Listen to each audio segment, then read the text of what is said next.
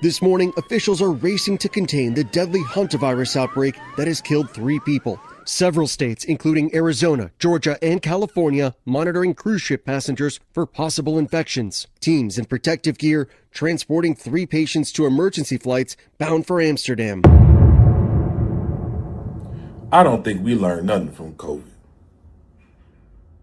I just felt like there should have been some type of procedure if and when another virus comes and it's in a specific location, how we bubble wrap, ziplock these people and make sure that this don't spread to everybody else in the country.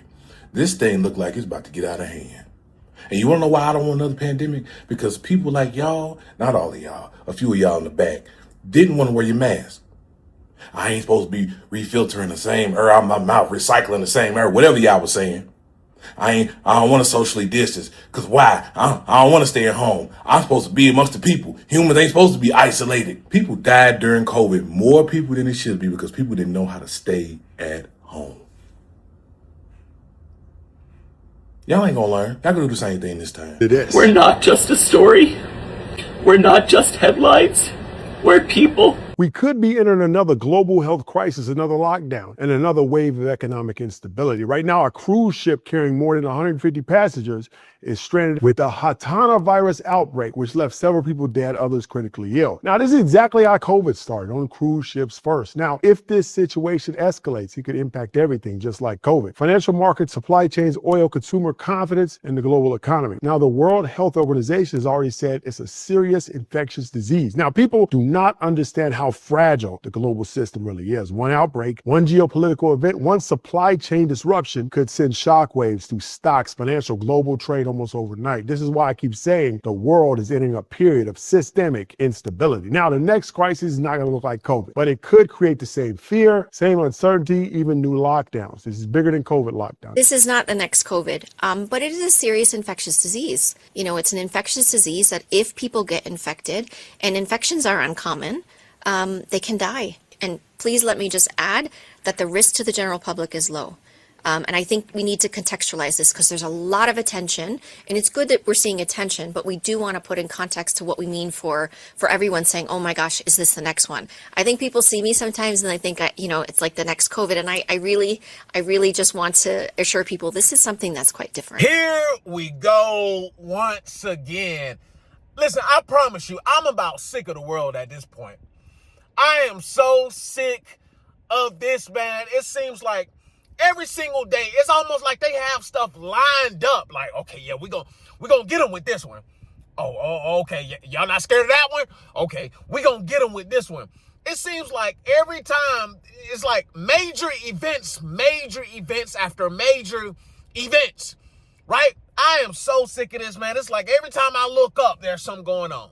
Every time I look up, gas prices high. Every time I look up, rent prices skyrocketed. Every time I look up, foreclosures up, right? War in Iran, right? Hantavirus, the hunt virus, whatever, however you want to name it, the hantavirus, right? Man, I just want to tell y'all, listen, the world is so unpredictable. Anything can happen at any given moment, right? And disclaimer, right? I put another video up there, with the WHO representative saying that, this is a infectious disease that is not common amongst human beings, meaning that it has a low infection rate amongst humans. So we got to throw that disclaimer out there so I'm not passing on misinformation. However, they downplay C-19. I'm not going for nothing. I'm not putting it past nobody. I'm not putting it past who. I'm not putting it past the CDC. I'm not putting it past the U.S. government, China, right? I'm not putting it past anybody. Anything can pop off at any given time. And y'all need to stay vigilant, right? Y'all need to keep your eyes open and your ears open as well. And make sure you pay attention and make sure you're protecting yourself at all times. People really did downplay C-19. People downplayed it, right? I know people personally who've lost both of their parents, right, to C-19, and they couldn't even see them, right? I know people who lost loved ones. I know people who had gotten severely ill, right, due to C-19. But that's neither here nor there. Listen, we're dealing with some extraordinarily evil people out here in the world. So let me tell y'all something, man. Because the play is as clear as day, right? Some people, your conspiracy theories, they've been warning y'all of this. They've been warning y'all, listen, they're going to do another one, right? And this is not necessarily about wiping people off the face of the planet. No. This is more so about control. They want to control the minds of the people. They want to control your everyday moves.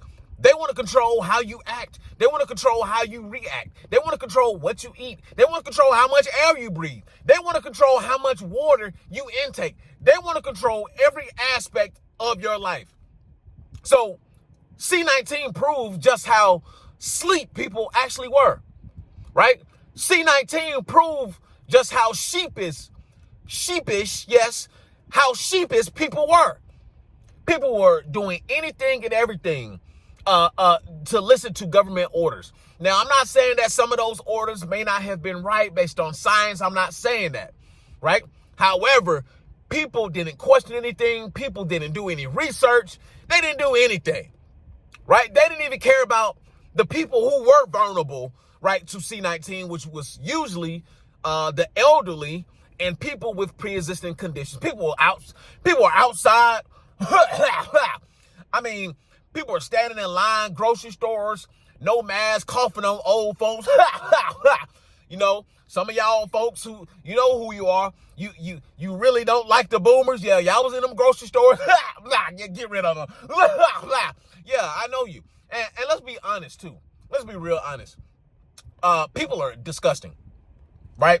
I see this on a daily basis. People are disgusting. People are nasty.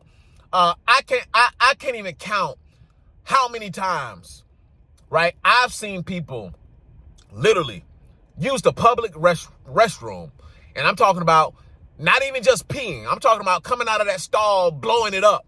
And they'll walk right out, not wash their hands, touching on everything, right? I've literally seen people in the gas station literally walk out of the restroom, of the stall, right? I'm sitting there washing my hands, of course, right? I've seen them walk out of the stall, blowing that thing up, right? Walking right out and grabbing the utensils in the gas station to pick up one of those hot dogs or pick up some food. I'm like, bro, this can't be real.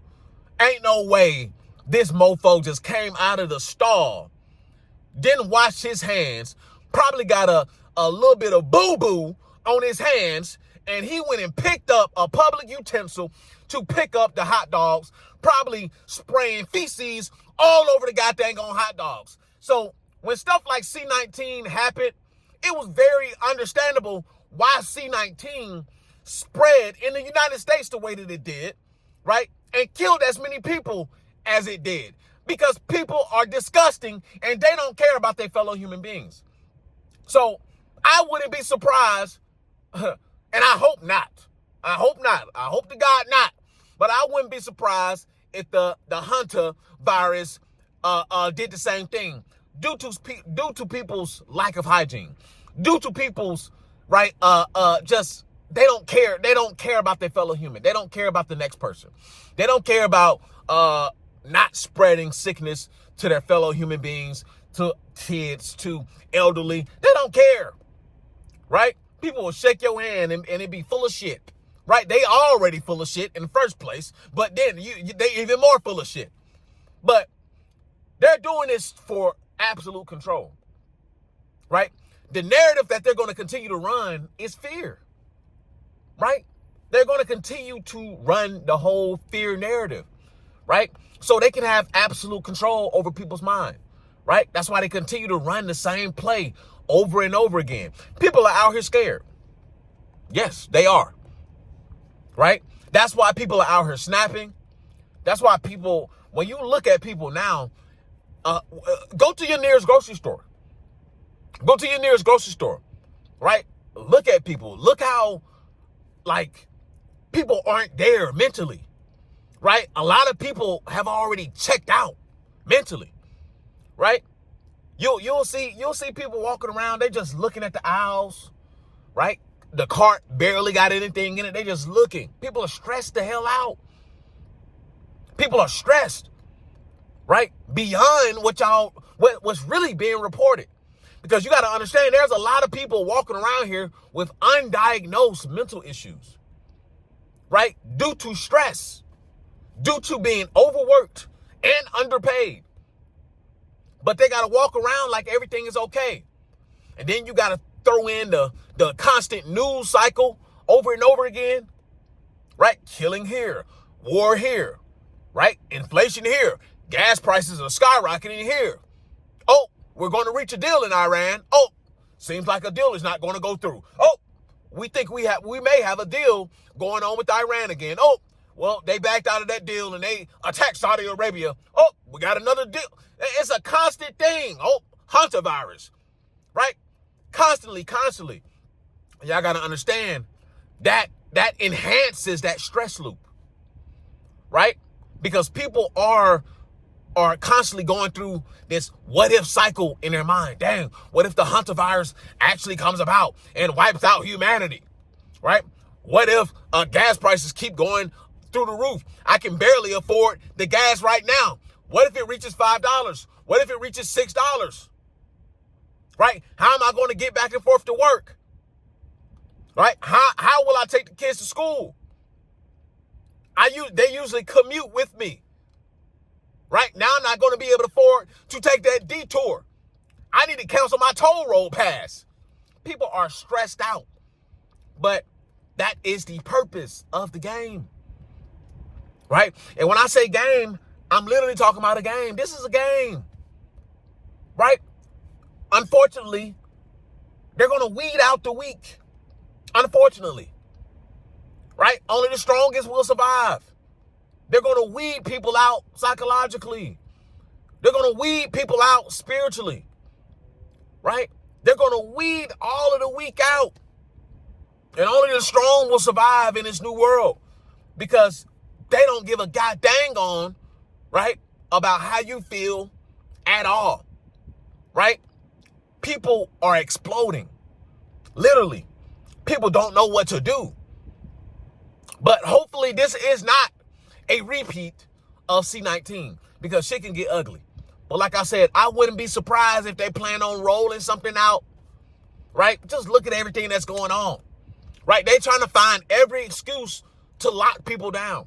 They're trying to find every excuse not to allow you to travel. They're trying to find every excuse to withhold your very human right, your God-given right to be able to pursue whatever you want to pursue. They're literally doing it. They're trying to lock everything down, right? Look at the flights. Flights are limited at this point because of jet fuel price. Spirit closed down, right? Now they're trying to scare y'all. They're trying to scare y'all now with the cruises. Now people are going to be canceling cruise. Listen, that's probably what's next. Before you know it, people are going to be canceling cruises, right? Because people are trying to find an alternative to flying. So now people are going to be canceling cruises. And before you know it, Carnival, you may see Carnival go bankrupt. I hope not. I hope that's not a prediction. But next thing you know, Carnival going to go bankrupt. Whatever other budget cruise is going to go bankrupt. Right? Before you know it, right, there's only going to be certain ones that's available. And those prices are going to skyrocket too.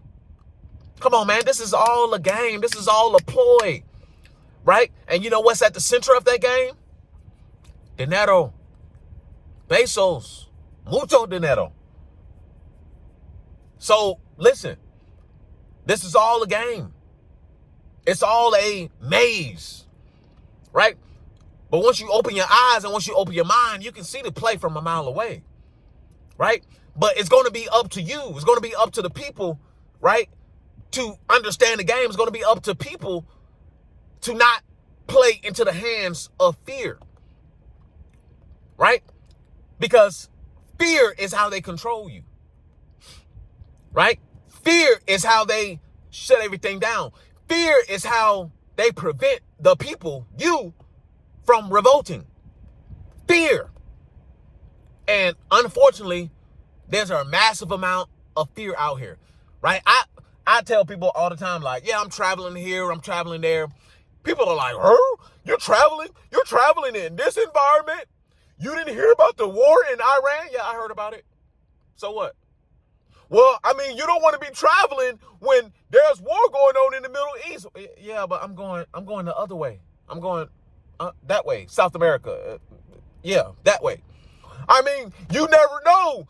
Like, you got to stay here. You can't go out there. It's dangerous out there. Like, people are so fear-based, right? And they try to project all of their fear onto you. Listen, I'm not a fear-based guy, right? Some of y'all may say, well, that's all you do on this channel. No, I give you what I see. I give you the observation. I present the news to you. I'm telling you what is to happen. If it's anchored in fear, there's nothing I can do about that, right? I'm not trying to make people fear. What I'm trying to do is help people prepare and maneuver and survive and stabilize in a brand new environment that is to come. And if you look at that as fear, well, maybe you need a little bit of fear to get your ass going, right? And I think also I think people need fear nowadays. I think people have gotten too loose around here. I think people, kids, teenagers, adults, I think people need some ass whoopings around here, right? People haven't learned anything because people think that the world revolves around them. Americans think the world revolves around America. Everybody lost sense of just how unpredictable the world actually is, right? Because we've stayed in this bubble, right? You know, we've made advancements in health. We've made advancements just as human beings, right? To be able to sustain ourselves and to live longer and healthy lives, right? To put Band-Aid on stuff, on things that would have killed us 50 years ago. I mean, we've made quite the advancements, quite the achievements as human beings. We still got a lot of work to do, but we've done it. A lot of people think that that's just it, right? They don't think anything can happen. They don't think war can break out. They don't think wars can break out. They don't think governments can collapse, right? They don't think mass disease can break out. We stay in an unpredictable world. Did y'all forget? Right? We stay in a it's the strongest of the fittest. Survival of the fittest. That is the world that we will always stay in. Listen, if you want to survive in this new upcoming world, listen, you need to get in before it's too late. I'm offering a 40% discount to get on the Patreon only for the next 30 days. Only for the next month will you be able to get in and lock in that 40% discount. Listen, I'm teaching wisdom. I'm teaching the knowledge, right? We're learning AI. Today, this Friday at 6 p.m. Central Standard Time, we will be going over key stocks, crypto, and asset classes that you should be owning from now going into the new world. Listen, you want to learn this stuff before it's too late. You want to lock in before it's too late. You want to get your assets before it's too late. Listen, I can't help you if you come to the party too late because, listen, the party will move on. The ship will sail without you, regardless if you hop in or not. Listen, the after pill is the ideology. The escape blueprint is the framework. And PFP life is how you should live. Purpose, freedom, and power. Hit that link in the description. Come over and join the family, the Patreon family. And if you want to take it a step further, come and join the Inner Circle. It's a private group full of guys who want to move ahead mentally, who are making money moves, who are also geomaxing, changing countries to maximize whatever they're trying to do, AI, automation, their finances, you name it. Come over and hit that link in the description and we will get you right. Come and join the family. And I'll see y'all in the next one. Peace. I built a life. I built a family. I worked my hands raw to get here. And I'm not done. This is the escape blueprint. PFP life. A way out of the grind and into control. You'll learn how I stack cash, build systems, and reclaim time so you can live on your own terms. You will watch me maneuver and grind towards the life that I achieve for myself, and you can also do the same. Join the circle, join the Patreon, learn the steps, and protect your freedom. The escape blueprint, PFP life.